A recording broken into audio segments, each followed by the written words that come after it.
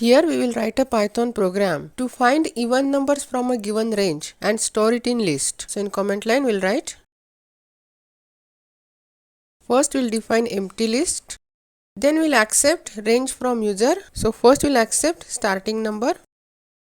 So st number equal to int, input, enter starting number. Then we'll accept ending number. So en number equal to int, input, enter ending number.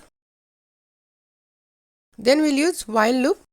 So while st number less than or equal to en number, we will check the number is even. So if st number mod 2 equal to 0, we will add this number to list. So l dot append st number, and then we'll increment st number.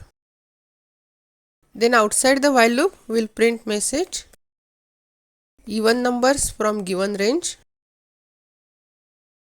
and we'll print list. Then we will execute this.